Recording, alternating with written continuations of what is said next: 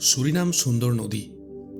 দেশের দীর্ঘতম এ নদীটি পশ্চিম সুরিনামের ইভার্ট দ্য মাউন্টেন থেকে বের হয়ে আটলান্টিকে গিয়ে পড়েছে। নানা বর্ণ ও নানা রকম বোটের আনাগোনায় মুখরিত থাকে নদীর বুক, কিন্তু নদীর বুক এখন অনেকটাই শান্ত। রাত বেশ হয়েছে। সবচেয়ে সুন্দর লাগছে নদীর দুপাশে আদিগন্ত আলোর মেলা, যেন নদীটি পড়েছে আকাশী তারার মেলা।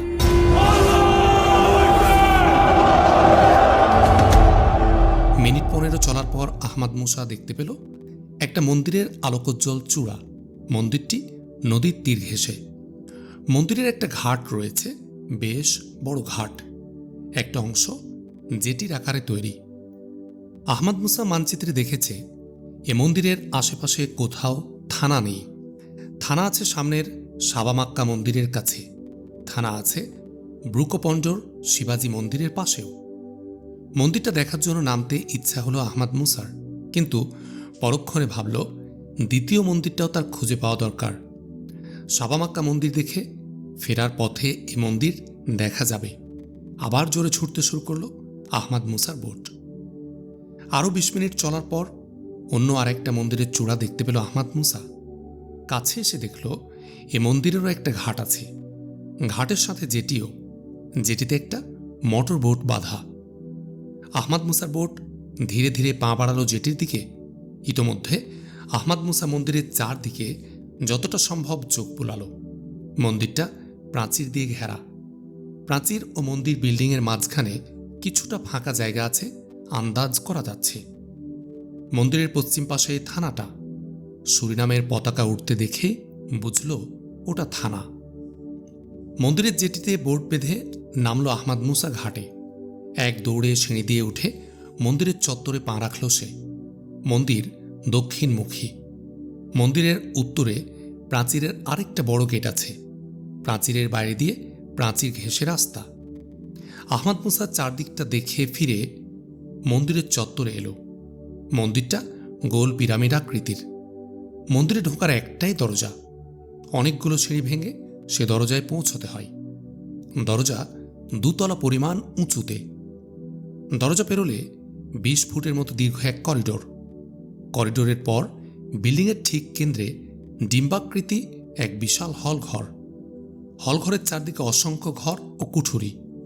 হলঘরের অবস্থানই বলে দেয় হলঘরের নিচেও রয়েছে অনেক ঘর। আন্ডারগ্রাউন্ড বেজমেন্টেও থাকতে পারে গোপন কুঠুরি। ডিম্বাকৃতি হলঘরের শেষ কৌণিক প্রান্তে প্রতিষ্ঠিত রয়েছে বিশাল কালী মূর্তি। কালী মূর্তি সামনে বসেছে কীর্তনের আসর। ধূপে ধোঁয়ায় চারদিক প্লাবিত, বাতাস ভারী।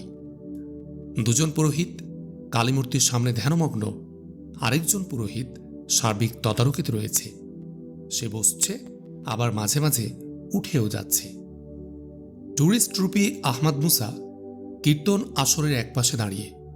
তার বাম দিকে একটু সামনেই কালী মূর্তি। ঠিক তার সামনেই একটু দূরে বসে আছে ধ্যানমগ্ন 2 পুরোহিত। তৃতীয় পুরোহিত তার সামনে দিয়ে যাওয়া আসা করছে। একবার পুরোহিতটি উঠে এলো আহমদ মুসা তার দিকে কিছুটা এগিয়ে গিয়ে বলল, মহারাজ, আমি একজন ট্যুরিস্ট। মন্দিরটা আমি ঘুরে ফিরে দেখতে চাই। পুরোহিত লোকটি থমকে দাঁড়ালো এবং দেখল আহমদ মুসাকে। বলল, এই তো দেখছেন, আর কি দেখতে চান? যেখানে যাই মন্দির আমি দেখি। মন্দিরের নির্মাণ শৈলীর ব্যাপারে আমি খুব আগ্রহী, বলল আহমদ মুসা। পুরোহিত আবার তার চোখ স্থির করল আহমদ মুসার দিকে। তারপর মুখ ঘুরিয়ে ভাবল। তারপর বলল, তা ট্যুরিস্টরা কেউ কেউ মন্দির এভাবে দেখতে চায়, ঠিক আছে। আজ শনিবার আষাঢ়ের অমাবস্যা। এখনই কীর্তন শেষ হবে, তারপরে শুরু হবে ভৈরবী নৃত্য। ওটা চলবে শেষ রাত পর্যন্ত। নাচ শুরু হলে আমি আপনাকে ঘুরিয়ে সব দেখাবো। অনেক ধন্যবাদ, বলল আহমদ মুসা। নামাস্তে বলে হাঁটতে শুরু করলো পুরোহিত। আহমদ মুসা ফিরে এলো যেখানে সে আগে দাঁড়িয়েছিল সেখানে। 15 মিনিট পর শুরু হলো ভৈরবী নৃত্য। পুরোহিত এসে ডেকে নিয়ে গেল আহমদ মুসাকে। হল সংলগ্ন বড় একটা ঘরে প্রবেশ করল তারা। ঘরটি বসার ঘর। ঘরে কার্পেট আছে। গোটা ঘর সোফায় সাজানো। পুরোহিত বলল, যে হল ঘর থেকে আমরা এলাম সেই হল ঘরের চারদিকে এই রকমের 2 সারি ঘর আছে। প্রথম সারিতে এই ধরনের কয়েকটা বসার ঘর আছে। প্রথম সারির বাদবাকি ঘরগুলো বিভিন্ন দেবতা ও মুনি ঋষির নামে উৎসর্গিত। দ্বিতীয় সারির ঘরগুলো পুরোহিতদের অফিস। এই ঘরগুলোর উপরে অর্থাৎ মন্দিরের 3য় তলায় পুরোহিত ও মেহমানদের আবাসস্থল, আর মন্দিরের 4র্থ তলা প্রধান পুরোহিতের বসবাস। হলরুমের নিচে মন্দিরের 1ম তলা মন্দিরের সংগ্রহশালা। এই তো আমাদের ছোট্ট এই মন্দিরের বিবরণ। পুরোহিত থামতে আহমাদ মুসা চোখে মুখে দারুণ আগ্রহ এনে জিজ্ঞেস করল, সংগ্রহশালায় কি আছে? পুরোহিতের মুখ উজ্জ্বল হয়ে উঠল, গর্বের ঔজ্জ্বল্য। বলল, বিভিন্ন দেশ বিভিন্ন অঞ্চল থেকে সংগ্রহ করা দেবদেবীর মূর্তি, মুনি ঋষিদের মূর্তি, চিত্র। ভারতের অজন্তর অত মন্দিরে দেয়াল চিত্রের অনুচিত্র রামকৃষ্ণ পরমহংসদেব, স্বামী বিবেকানন্দ, মহাত্মা গান্ধীর মতো হিন্দু মহাগুরুদের ছবি, বাণী, চিত্র ইত্যাদি। অপূর্ব সংগ্রহশালা, না দেখলেই নয়। সব বাদ দিয়ে এই সংগ্রহশালায় আমি দেখতে চাই, বলল আহমাদ মুসা এমন ভাব করে যে এই সংগ্রহশালা দেখতে তার দারুণ আগ্রহ। রাতে তো এটা দেখানো যাবে না, বলল পুরোহিত। সর্বনাশ, আমি তো ব্যস্ত, আমার তো আর সময় হবে না, বলল আহমাদ মুসা চরম হতাশ কণ্ঠে। আহমাদ মুসার চিন্তা, যে কোনোভাবেই হোক মন্দিরের নিচের অংশটা দেখতে হবে। আহমাদ মুসা আরও ভাবল, পুরোহিত তো বেসমেন্ট ফ্লোরের বা আন্ডারগ্রাউন্ডের কথা কিছু বলল না। সে কি এড়িয়ে গেল, না এ ধরনের কোনো ফ্লোর এখানে নেই? আহমাদ মুসা হতাশা প্রকাশের পর পুরোহিত ভাবছিল, একটু পরে বলল, ঠিক আছে চলুন, মা 10 ভুজার পেছন দিয়ে সিঁড়ি, ওদিক দিয়েই নামতে হবে। সিঁড়ি দিয়ে নামলো তারা গ্রাউন্ড ফ্লোরে। আলো জ্বালালো পুরোহিত। গ্রাউন্ড ফ্লোর একটা হল ঘর, কিন্তু এত পিলার যে এক নজরে কিছুই দেখা যায় না। তার উপর প্রত্যেক পিলার আবার অর্ধবৃত্তাকার গাঁথনি দ্বারা সংযুক্ত। 2 পিলার কার্যত একটা দরজার আকার নিয়েছে, ফলে গোটা হলঘর 4 দরজাওয়ালা অনেকগুলো ঘরের সমাহার হয়ে দাঁড়িয়েছে। সত্যি হলঘরটা দেবদেবীর মূর্তি, চিত্র ও চিত্রলিপিতে ঠাসা, দেখার মতো সংগ্রহ বটে। আহমাদ মুসা জিজ্ঞেস করল, এত বড় বড় মূর্তি কি করে ঢোকালেন ওই সংকীর্ণ সিঁড়ি দিয়ে? পুরোহিত হাসল, বলল, নিশ্চয় লক্ষ্য করেছেন বা সামনে দেখবেন হলের বাইরের অংশে মাঝে মাঝে স্টিলের দেয়াল। আসলে ওটা দেয়াল নয়, দরজা, যার গা তালা দিয়ে লক করা। এরকম মোট 4টা দরজা আছে হল ঘরে, ওগুলো দিয়েই মূর্তিগুলো আনা হয়েছে। অযাচিতভাবে এই তথ্যটি জানতে পেরে দারুণ খুশি হল আহমাদ মুসা। পুরোহিতের সাথে সে ঘুরে ঘুরে দেখছে বটে, কিন্তু তার মাথায় ঘুরপাক খাচ্ছে একটাই চিন্তা, এই মন্দিরে কি ওয়াং আলী বন্দী আছে? পারামারিব শহরে সুরিনাম নদীর তীরে 2 মন্দিরের মধ্যে এ মন্দিরের সাথে একটা থানা আছে। রবার্ট রায়ের কথা অনুসারে থানা সংলগ্ন এ মন্দিরেই তো ওয়াং আলী থাকার কথা। ঘুরতে ঘুরতে তারা মেঝের উপর এক বেঢপ দরজার সামনে এসে দাঁড়ালো। বিল্ডিংয়ের সাইড ওয়াল থেকে 4 ফুট দূরত্বের সমান্তরালে 2টি দেয়াল মেঝের অনেকখানি ভেতরে চলে এসেছে। 2 দেয়ালের মুখে এক বিশাল দরজা। বেশ দূরত্বে অবস্থিত বেঢপ এই দরজা আহমাদ মুসার দৃষ্টি আকর্ষণ করল। এটা ঘর হওয়ার মতো প্রশস্ত নয়, আবার আলমারি হওয়ার মতো ছোট নয়। তাহলে কি? এ সময় আহমাদ মুসার কানে একটা চিৎকার ভেসে এলো। উৎকর্ণ হলো আহমাদ মুসা। সেই চিৎকার আর তার কানে এলো না, কিন্তু একটু পরেই সেই ক্ষীণ চিৎকার ভেসে এলো আবার। উৎকর্ণ আহমাদ মুসার মনে হলো বেঢপ ওই দরজার দিক থেকে চিৎকারটা ভেসে আসছে। চমকে উঠল আহমাদ মুসা। দরজাটা কি বন্দি সেলের? কিন্তু পরক্ষণেই মনে হলো চিৎকারটা এত কাছের নয়। চিৎকারটা মনে হয় কোনো দূরবর্তী স্থান হতে ভেসে আসছে। চট করে এ সময় আহমাদ মুসার মাথায় এলো, তাহলে এ দরজাটি কোনো সিঁড়িঘরের? চিৎকারটা কি সিঁড়ি দিয়ে আন্ডারগ্রাউন্ড থেকে ভেসে আসা কোনো শব্দ? এই কথা মনে হতে আহমাদ মুসার গোটা দেহে উত্তেজনার একটা উষ্ণ স্রোত বয়ে গেল। গোটা সত্তা জুড়ে একটা প্রশ্ন জেগে উঠল, ওয়াং আলী কি এ আন্ডারগ্রাউন্ডে বন্দি আছে? আহমদ মুসা পুরোহিতের দিকে মুখ ফিরালো, বলল, এই বড় দরজাওয়ালা ঘরটি কি জন্য মহারাজ? পুরোহিত চমকে উঠে তাকালো আহমদ মুসার দিকে। প্রথম দিকের একটা বিব্রত ভাব কাটিয়ে এসে বলে উঠল, এর ভিতরে বিশেষ কিছু মূল্যবান বস্তু রাখা আছে। বলেই পুরোহিত চলতে শুরু করল। বলল, আসুন, দেরি হয়ে যাচ্ছে। আহমদ মুসা পকেট থেকে রিভলভার বের করল।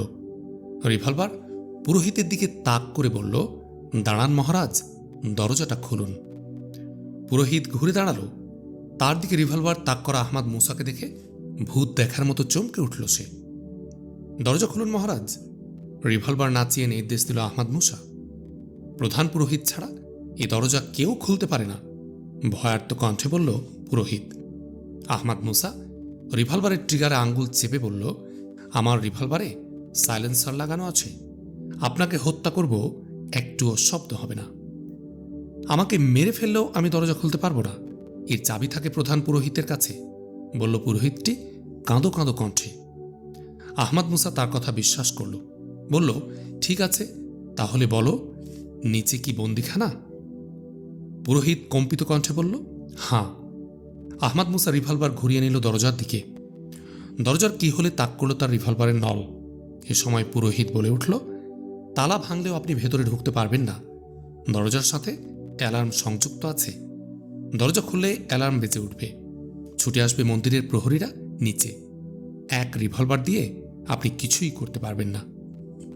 কিন্তু এই ভবিষ্যৎ ভাবার সময় তার ছিল না। আহমদ মুসা নিশ্চিত যে এখানেই অং আলী বন্দী আছে, তাকে উদ্ধার করতেই হবে। আহমদ মুসা গুলি করল কি হলে, কি হল উড়ে গেল, খুলে গেল দরজা।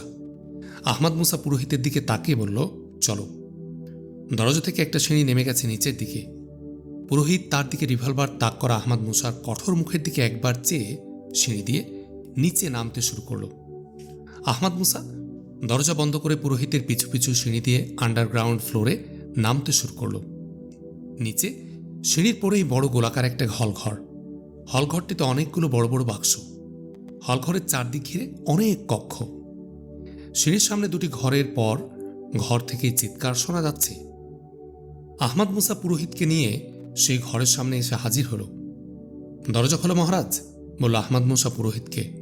স্যার, আমার কাছে চাবি নেই, এসব চাবি থাকে প্রধান পুরোহিতের কাছে, অসহায় কণ্ঠে বলল পুরোহিত। আহমদ মুসাকে আবার রিভলভার ব্যবহার করতে হলো। দরজার কি হলে গুলি করে দরজা খুলে ফেলল আহমদ মুসা। ঘরে ঢুকে দেখল একজন যুবককে উবু করে টাঙ্গিয়ে রাখা হয়েছে। আহমদ মুসাকে রিভলভার হাতে ঢুকতে দেখে যুবকটি আরও জোরে চিৎকার করে উঠল, আমি কিছু করিনি, আমি কিছুই জানি না, আমাকে আর কষ্ট দেবেন না, মেরে ফেলুন আমাকে। যুবকটি খুব ভরসা, তার চেহারার মধ্যে চীনা বৈশিষ্ট্য আছে, ইউরোপীয় বৈশিষ্ট্য আছে, আবার রেড ইন্ডিয়ান বৈশিষ্ট্য আছে। আহমদ মুসা ভাবল, এই অং আলী। যুবকটিকে দেখে আহমদ মুসা একটু বেশি এগিয়ে গিয়েছিল। রিভলভার ধরা হাতটাও তার নিচে নেমে এসেছিল, আর পেছনে পড়ে গিয়েছিল পুরোহিত। পেছনে পড়া পুরোহিতের মুখটা হঠাৎ পরিবর্তন হয়ে গিয়েছিল, শক্ত হয়ে উঠেছিল তার মুখ। হঠাৎ তার হাতটা চলে গেল তার গৌরিক চাদরের ভেতরে। আহমদ মুসা একটু মুখ ঘুরিয়ে বলল, মহারাজ, আপনার ছুরিটার খুবই দরকার, ছুরিটা বের করে ওর পায়ের বাঁধন কেটে দিন। পুরোহিতের মুখ ছায়ের মতো ফ্যাকাশে হয়ে গেল। কম্পিত হাতে ছুরি বের করল সে। ঘরের খাটিয়াটা টেনে এনে তার উপর উঠে যুবকটির পায়ের বাঁধন কেটে দিল সে। যুবকটির দেহ আহমদ মুসা দু হাত দিয়ে ধরে নিল এবং ধীরে ধীরে দাঁড় করাতে লাগল। আহমদ মুসার মনোযোগ পুরোহিতের দিক থেকে একটু বিচ্ছিন্ন হয়েছিল। পুরোহিত এরই সুযোগ গ্রহণ করল। ছুরি বাগিয়ে এসে ঝাঁপিয়ে পড়ল আহমদ মুসার উপর। আহমদ মুসার দু হাত তখনও যুবকটিকে ধরে আছে, তাই পুরোহিতকে শেষ মুহূর্তে ঝাঁপিয়ে পড়তে দেখে আত্মরক্ষার জন্যে কিছুই করতে পারল না সে। শুধু সেই মুহূর্তে যুবকটিকে নিয়ে সামনের দিকে একটু ঝুঁকে গিয়েছিল। পুরোহিত ঝাঁপিয়ে পড়েছিল আহমদ মুসার উপর। আহমদ মুসা তার মাথার বাম কানের পাশে তীব্র যন্ত্রণা অনুভব করল।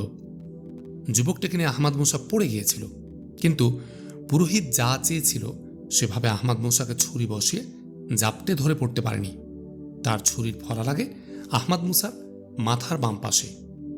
শেষ মুহূর্তে আহমদ মুসা তার দেহটা সামনের দিকে সরিয়ে নেয় পুরোহিতের দেহটা কিছুটা ভারসাম্য হারায় ও আহমাদ মুসার পাশে পড়ে যায়। তবে তার হাতের ছুরিটা লক্ষ্যভ্রষ্ট হলেও আহমাদ মুসার মাথার বাম পাশের অনেকটা জায়গা চিরে বেরিয়ে যায়। আহমাদ মুসা পড়ে গিয়ে তার হাত থেকে খসে পড়া রিভলভার কুড়িয়ে নিয়ে রিভলভারের ট্রিগারে চাপ দিতেই ঘুরিয়ে নিল পুরোহিতের দিকে। দেখল পুরোহিতের চেহারা হয়ে উঠেছে হিংস্র বাঘের মতো। তার হাতের উদ্যত ছুরি ছুটে আসছে তার বুক লক্ষ্য করে। আহমাদ মুসা তার তর্জনী চাপল রিভলভারের ট্রিগারে। বুক লক্ষ্যে ছুটে আসা পুরোহিতের ছুরি তখন মাঝপথে। রিভলভারের গুলি পুরোহিতের ছুরি ধরা ডান হাতের কবজিতে গিয়ে আঘাত করল। ছুরি পড়ে গেল তার হাত থেকে। আহমাদ মুসা উঠে দাঁড়ালো। বাঁ হাত দিয়ে আহমাদ মুসা তার মাথার আহত স্থানটার একটা ধারণা নেওয়ার চেষ্টা করল। দেখল ছুরির ফলায় 4 ইঞ্চি পরিমাণ জায়গা চিরে গেছে। যুবকটি ওই সময় ধীরে ধীরে উঠে দাঁড়ালো। আহমাদ মুসার দিকে তাকিয়ে বলল, ইস, আপনার মাথার আহত জায়গাটা দিয়ে ভীষণ রক্ত বেরোচ্ছে। উপরে এ সময় অনেকগুলো উত্তেজিত কথাবার্তা, পায়ের শব্দ শোনা গেল। আহমাদ মুসা বুঝল দরজা খোলার সংকেত পেয়ে নিশ্চয় ওরা এসেছে, এখনই ওরা নিচে নামবে। আহমাদ মুসা দ্রুত বলল যুবকটিকে, তুমি রিভলভার চালাতে জানো? যুবকটিও উপরের কথাবার্তা, দৌড়াদৌড়ির শব্দ শুনতে পেয়েছে। ভয়ে ফ্যাকাশে হয়ে উঠেছে তার মুখ। বলল, পারবো। আহমাদ মুসা তার পায়ের মোজায় গুজে রাখা একটা রিভলভার বের করে যুবকটির হাতে দিল। তারপর পুরোহিতকে টেনে তুলে দাঁড়ালো। বলল, চলো আমাদের সাথে। আহমাদ মুসা তাকে নিয়ে ঘর থেকে বের হয়ে এলো। পেছনে পেছনে এলো যুবকটি। সিঁড়ির গোড়া আসতে আহমাদ মুসা সিঁড়ির মুখে অনেকগুলো পায়ের শব্দ পেল। এক ঝাটকায় পুরোহিতকে টেনে নিয়ে পেছনে সরে এলো। পুরোহিতটিকে যুবকটির দিকে ঠেলে দিয়ে বলল, তুমি এর দিকে নজর রাখো, কোনো শয়তানি যেন না করতে পারে। যুবকটি পুরোহিতকে টেনে নিয়ে তার দিকে রিভলভার বাগিয়ে সিঁড়ির তলায় গিয়ে দাঁড়ালো। আহমাদ মুসা তার ডান হাতে M10 বাগিয়ে সিঁড়ির গোড়া দিয়ে গুড়ি মেরে বসল। ঘরের আলোটা সিঁড়ির বিপরীত দিকের প্রান্তে থাকায় সিঁড়ির ছায়া পড়ছে এদিকে, সে কারণে সিঁড়ির গোড়াটা মোটামুটি অন্ধকার। সিঁড়িমুখের দরজাটা প্রচণ্ড শব্দে খুলে গেল। আহমাদ মুসা সিঁড়ি দিয়ে নামার আগে দরজাটা ভেজিয়ে দিয়ে এসেছিল।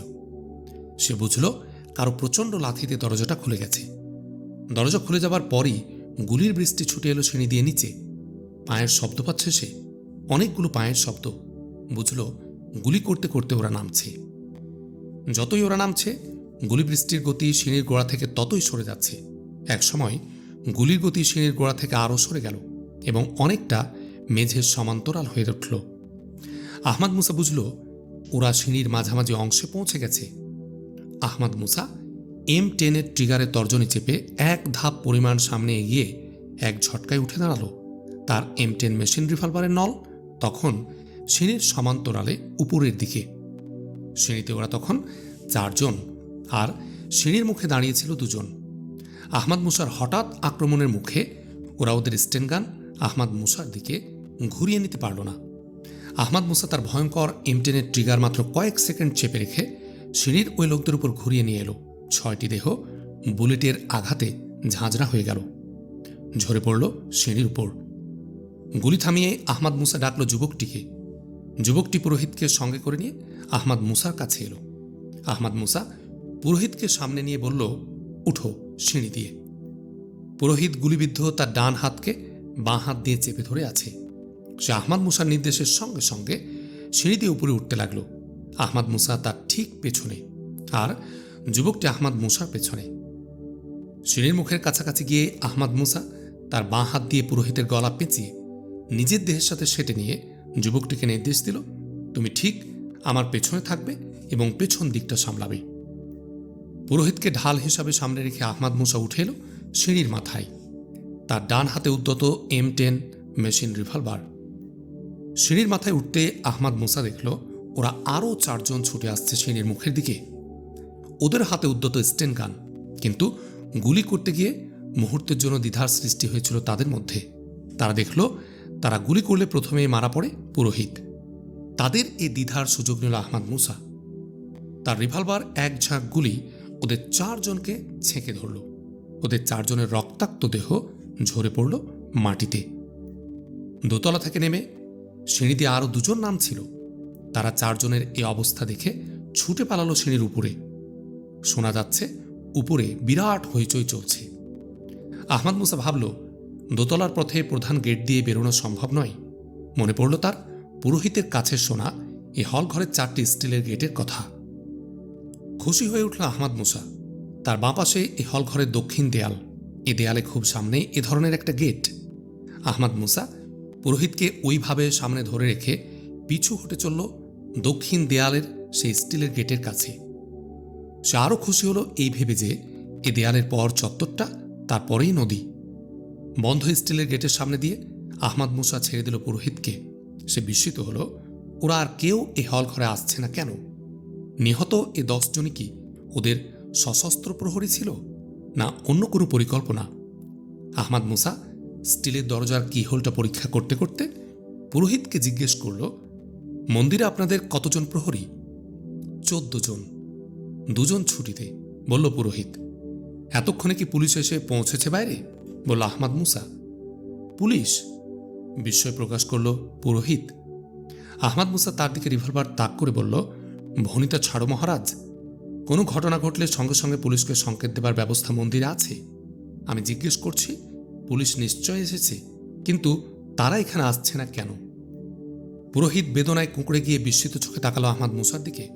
আহমাদ মুসা ওই গোপন বিষয়টা কি করে জানলো, এটাই বোধ হয় তার বিস্ময়ের কারণ।